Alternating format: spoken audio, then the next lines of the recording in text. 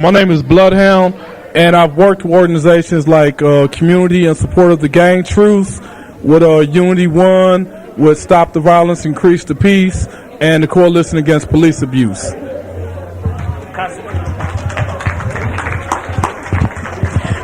My name is Pamela Ferdin, and I'm representing Animal Defense League Los Angeles, and it's and it's ADLLA at animaldefense.com.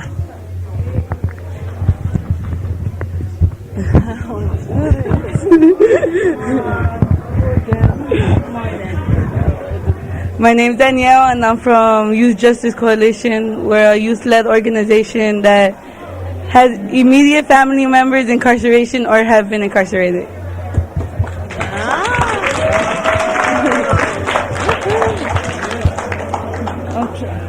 Hello, my name is Daisy, and I work with the Caracol Marketplace and Proyecto Jardín Community Garden in Boyle Heights, and in late 90s I worked with the Luna Soul Collective.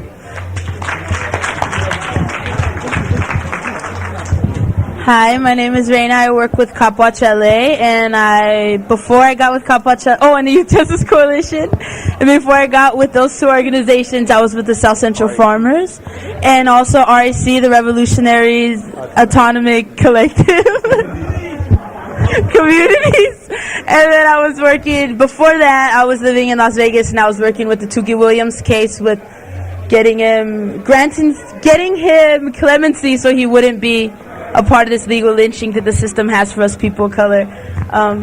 That's it. I don't know what rack is.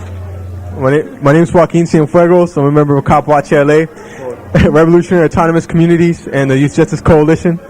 Also, I've been part of the RCYB, this whack-ass organization called the Revolutionary Communist Youth Brigade, the Southern California Collective Network, Southern California Anarchist Federation, Los Angeles, Anti-War and the World Collective in Santa Monica College.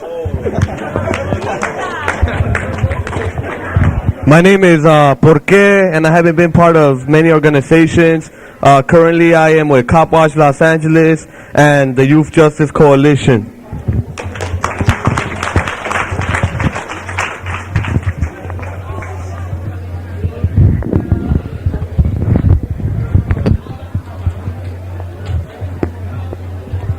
Can you give us some of your background on community organizing? Basically, I started working with I'm a member of the Blood Gang, by the way, the 20s. And I started working basically organizing to try to pay for funerals when some of my friends died. Families didn't have enough money to pay for funerals. Then I started in about 1992, I started working with the Gang Peace Treaty, and we expanded from LA to Watts, Compton, Inglewood, and surrounding cities. And we started going to different states like New York. New York has a very high population of Bloods, actually the biggest population outside of California. And started going to the DC and Chicago, and just started working with different people who was trying to stop the gang violence and try to network with different people who were trying to save lives. And it's really been hard, but a lot of different organizations have been coming together, people who don't traditionally work with gangs, and right now we're focusing on projects with the black and Hispanic gangs.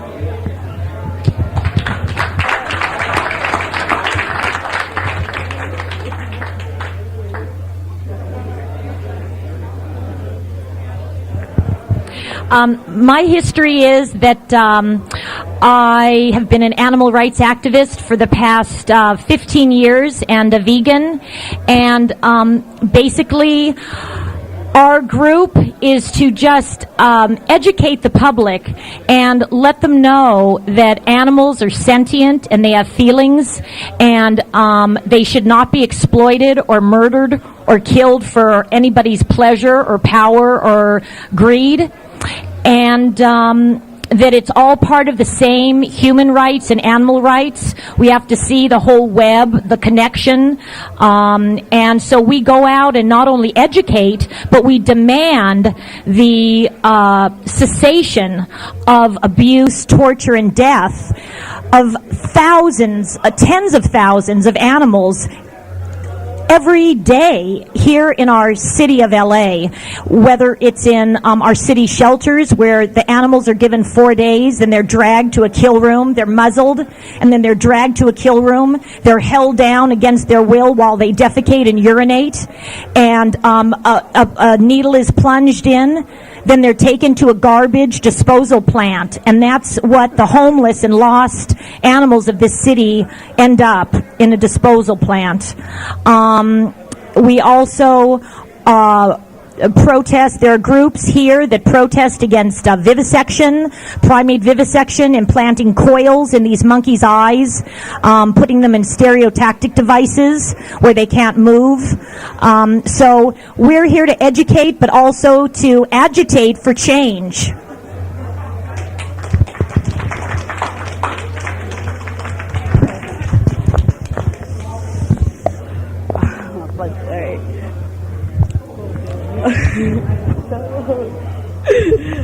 I haven't been part of so many organizations. Actually, YJC is the first organization I'm really a part of by myself. But I grew around the RCP and the 022 Coalition.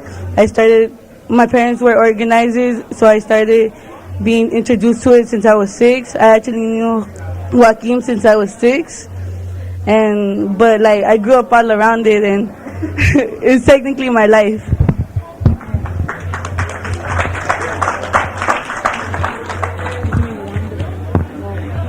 Well, I began organizing in '94, and I began organizing student walkouts during 187, so that was when I was in high school. I won't say how old I am.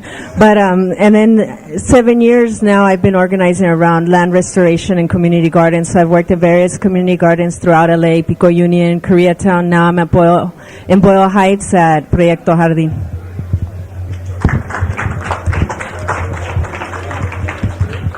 Recently, I've been organizing with the organization Cop Watch and the Youth Justice Coalition.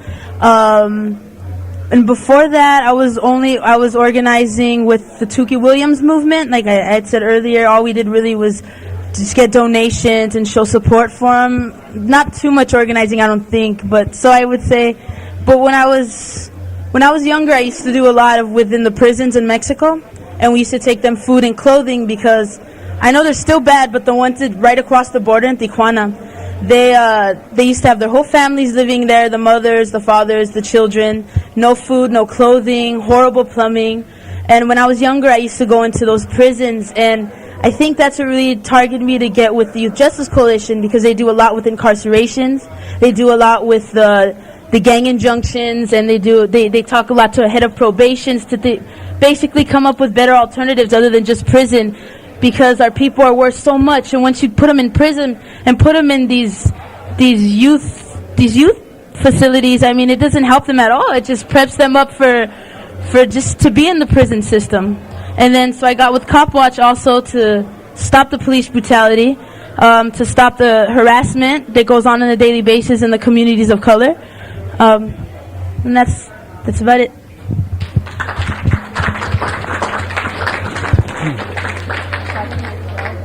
I think what politicized me was, growing up in South Central, being Chicano, working class, and young, just being harassed by the police. My family are immigrants, dealing with racism on a day-to-day basis, and I think that that led me to kind of organize, around issues of police brutality and indigenous rights, immigrant rights, and I started organizing when I was with the whack-ass organization, the RCP. I was organizing in the Nickerson Gardens in Watts, basically doing door to door. But a lot of people out there didn't really dig us because they saw us as Jehovah's Witnesses, which they were. But I think that when Cop Watch now, Cop Watch LA, and the Revolutionary Autonomous Communities, we're trying to empower their community to organize themselves. And we want to provide their training, their resources, and support, and connect our communities so we can start building the revolutionary movement, provide serve the people programs, but through mutual aid, not charity, and just basically build the revolutionary movement in oppressed communities.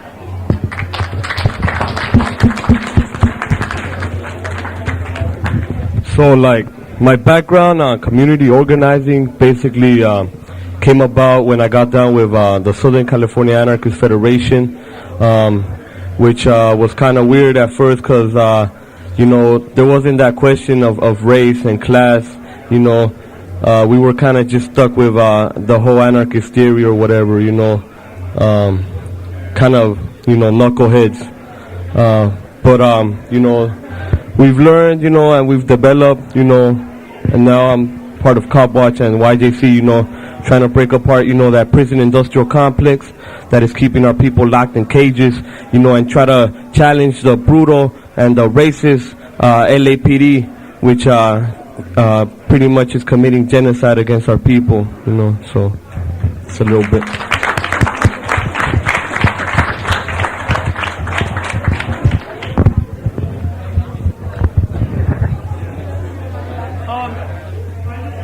Hey, brother and sister, this is the last time I'm going to say this. If you guys want to talk, you guys can go upstairs because there's nothing going on.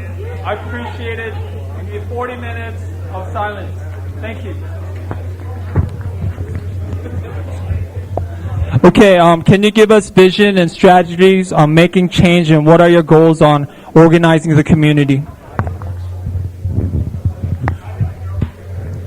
I guess I'd say my vision for the future or for the community is where gangs are not all labeled as criminals and gang members don't think of themselves as criminals. A lot of gang members commit crimes because they're always told that that's who they are, that's what they're expected to do. So they play right into that. And, my vision is for gangs to see themselves as a vehicle for positive social change. To empower themselves, but not through criminal activity, but through networking and working together as one. Some of my strategies right now are I go to different neighborhoods, Blood and Crip neighborhoods, and I catch a lot of these guys while they're at the park hanging out or in front of their hangout spots. Sometimes I catch them while they're coming or going to funerals. And, I basically tell them what I think, and I hear what they're thinking, and we try to have a meeting of the minds. And it's not always it doesn't always go smoothly because sometimes somebody they might have a friend that just died or got killed by a rival gang member, and they're not as open to what you're saying. But you'd be surprised how many times I get phone calls about 2 or 3 months after I met with the person and they had a chance to think about what we talked about. And sometimes they're more receptive afterwards. So my job is not always to water the seed or nurture it or even watch it grow. Sometimes I just plant the seed of positive social change in their head.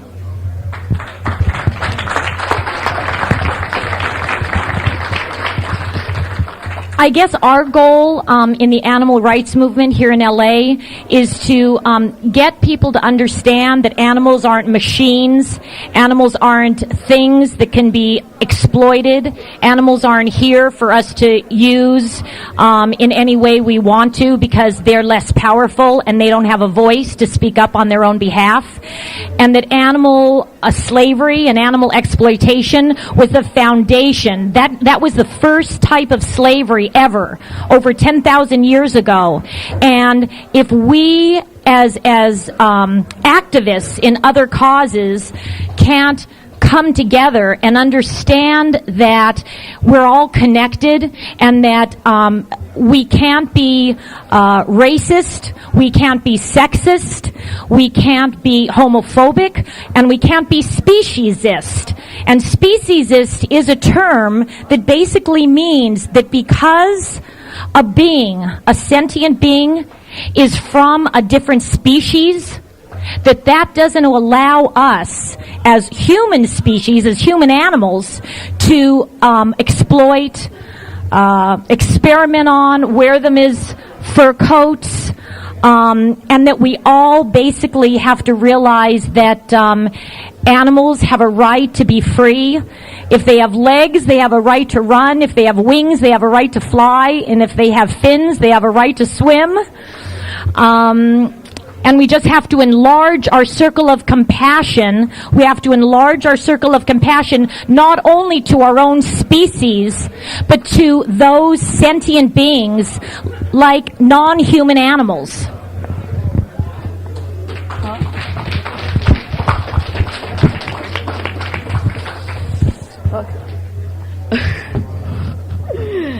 me personally and the people from Youth Justice Coalition, like, technically I think our vision is, like, to just shut down all the prisons, like, and if they are there, like, to make them better, because being in prison, like, is not going to help nobody, though.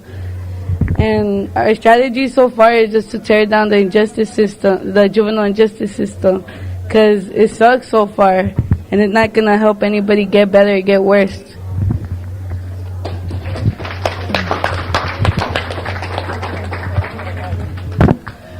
Well, my vision is truly moving towards being sustainable in every aspect, creating our own economies, community-based economies, being able to grow our own food, being able to provide our own seeds.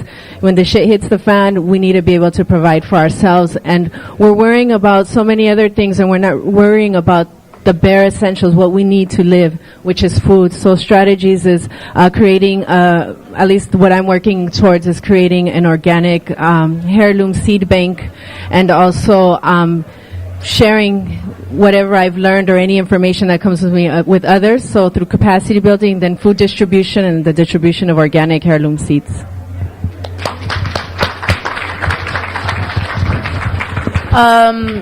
Me personally, and CopWatch and Youth Justice Coalition, I know one of our biggest goals is to build relationships within your community, to be able to identify yourself with your community. If you're going to try to organize in your community and you don't know who you are, and you ain't going to be able to relate to nobody in the hood that's being oppressed daily. You can never forget that you're a person of color and where you grew up. And that's one thing we always have to remember. And even, you know, if you're a middle-class person, a rich person, a white person living in a white community, gated community, remember where you're from. Remember where, you know, who you are, and organize your people. Because we need to build relationship with the people in our communities, or else we ain't going to get nowhere, because we ain't going to understand each other.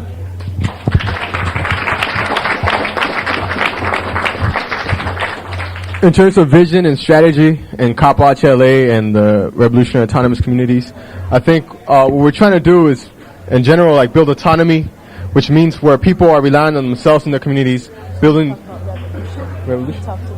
I'm talking about the strategy.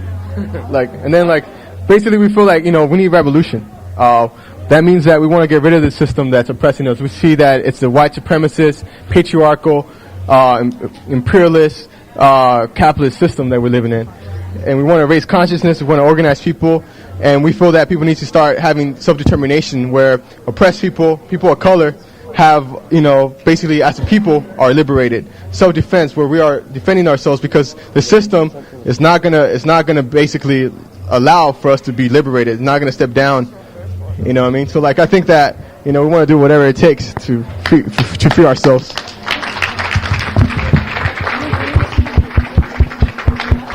Chill. So the basically, you know, this is the revolution is not gonna start happening, you know, by default or whatever. You know, we're gonna have to start building those community programs, you know, and start serving the people, you know, and for us, you know, like the compañera said, you know, bringing organic food, bringing gardens to our community so that our people could feed themselves, you know, observing the police, which is CopWatch, and offering, you know, support of all kinds, you know, for example, you know, domestic violence, you know, helping out with the children in our community or whatever. You know, we gotta start building these programs, and it's up to us, oppressed people, you know, to take that upon ourselves and educate our communities, and pretty much, you know, we're responsible for ourselves, so we gotta take it upon our own hands to create these programs so that our people could be liberated, and so we could have a transitional government, you know, so we could stop playing into the system of today.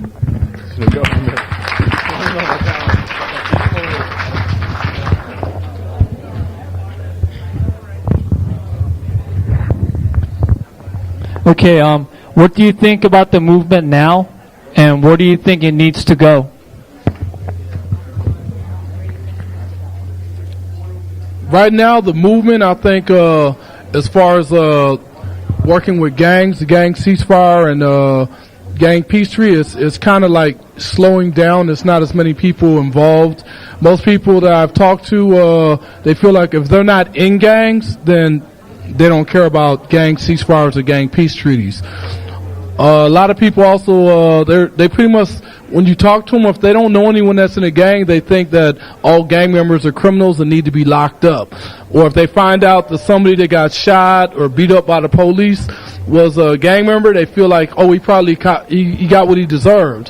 When it's kind of like that's a witch hunt. That's an excuse. Like they say, oh, he's a gang member, he deserved it, and that's not always the case. And I feel like right now more people need to get involved, and the word gang needs to stop becoming synonymous with crime. Because I know a lot of gang members who are not drug dealers. I'm not a drug dealer myself. I know a lot of gang members who don't promote, violent solutions to problems. Like you have people arguing that are from different gangs, and people always think, oh, they're gonna reach for their guns, but not every gang member feels that way. Some gang members can solve things in nonviolent ways. They can express themselves in nonviolent ways and compete for respect in nonviolent ways, and definitely in ways that don't lead to bloodshed. But a lot of people, they hear the word gang member and they just automatically associate that with criminal. And like I see a lot of people here that, to me, they're like gangs. It's like different cultures or different cliques. And if it's something that the government didn't sanction, then basically it's a gang. You created it yourself. So a lot of people don't get it. It's not just because you don't spray paint on the wall or you don't wear certain colors doesn't mean that when the officer sees you, he doesn't see a gang member. Because 9 times out of 10, when he sees you and you don't look like Opie, then, a Richie Cunningham, then you're a gang member.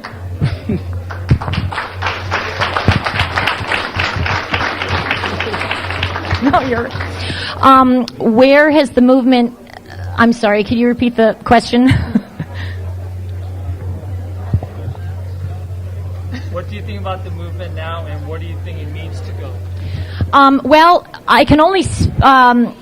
In speaking about the animal rights movement, we've been labeled, or the animal rights and the environmental rights movements have been labeled as terrorist organizations. I think because the Animal Liberation Front and the Environmental Liberation Front have been so effective in basically bringing attention to the public that, again, animals are not here for us to use, for us to exploit, for us to experiment on, for us to wear as fur. That I think that because the animal rights movement has cost companies money, or what they see as might costing them profits, they've come down so hard that a federal law was just enacted called the Animal Enterprise Terrorism Act.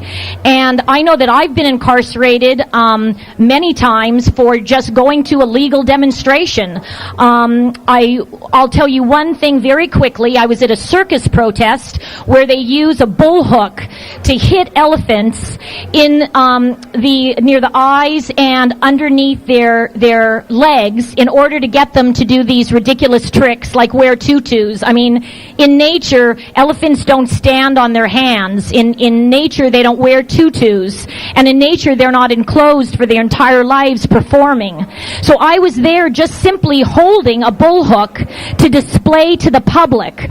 I was arrested, and basically I was put in jail for 7 days in solitary, and I went on a hunger strike, and they did let me out after 7 days of being in solitary on a hunger strike. Basically, I just think it shows how far we have to go to educate the public that we need to embrace not only people of color, women, gays, but we need to start embracing non-human animals in our sphere of compassion, respect, and consideration.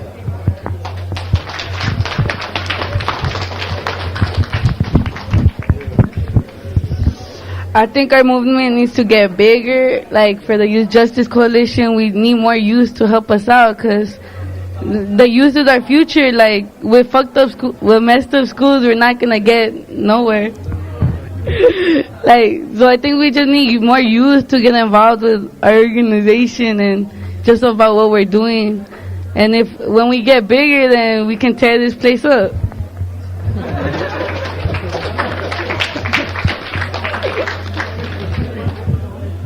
Well, regarding the movement, I think I see many movements moving in many directions, but I'm still yet to see the movement that encompasses all our work, the one that really brings us together, that bridges all of our struggles.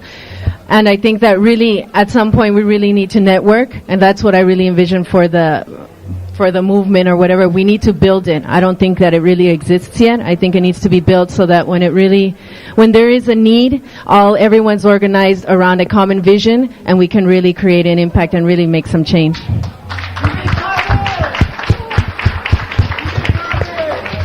I agree with what my sister said right now. I love the people I see all the time, but that's the problem, is it's the same people everywhere I go. I mean, I love everybody that I see. These are the people that inspire me on a daily basis. But the movement definitely needs to grow. I think a lot of people use it more as a fashion statement. You know, a lot of it's being vegan makes you more crusty, or going to protest makes you hardcore, But I mean, where the fuck are the people organizing for real? It takes a lot, and a lot of us are working a lot, and we would love for everybody to get down together, and I mean, because it's not a patch, a shirt, a purse, a bracelet. It's a lot more than just fashion. It's a lifestyle. It's the way you live. It's the way you think. It's real life. It's freedom. It's what we want. It's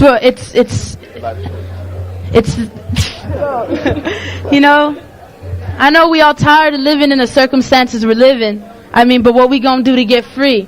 Buy a patch? Oh.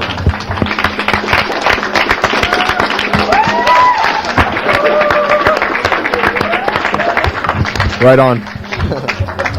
I think my experiences in the movement now, I think what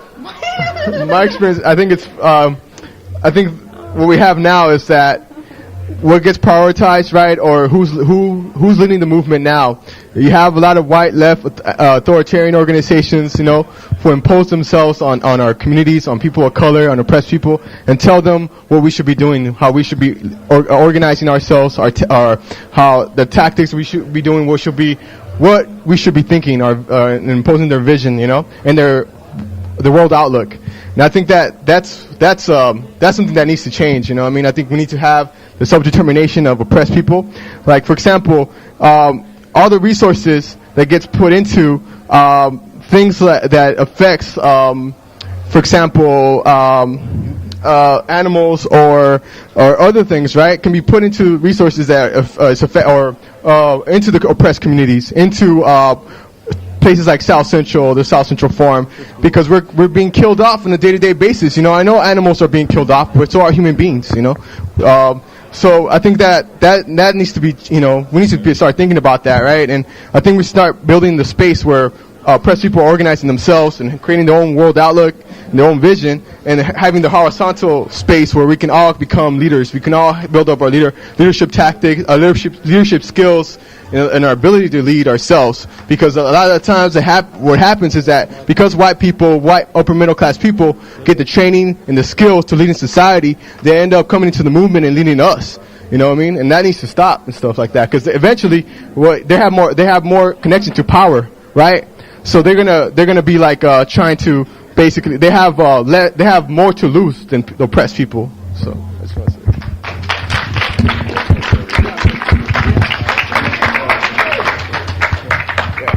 So I agree, with the compañeras that the movement is still being built. We have to understand that the pueblo, the pueblo is the movement. The everyday people on the streets, the working class people, people of color. We have to look at the contradictions that the United States created when they came and when they colonized our people, right? So, the movement is still being built. People are still fighting. Where I would want to see the movement go is somewhere where we challenge all of oppression, right? Where the most oppressed are fighting, to free themselves. So let's create this people pretty much summed up. So that's it.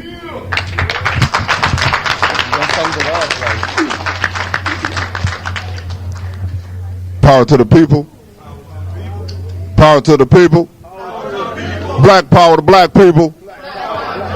Black power to black people. Power to the people. Too black, too strong. Too black, too strong. All power to the people. Down. My name is General Taco. We are happy to be invited out here today. We want to let everybody know that the movement continues. It will not be stopped by COINTELPRO. It will not be stopped by Buster-ass Bush. It will not be stopped by Buster-ass Virgosa, Buster-ass Brad, and any other of these reactionary clowns that choose to move on the people's freedom.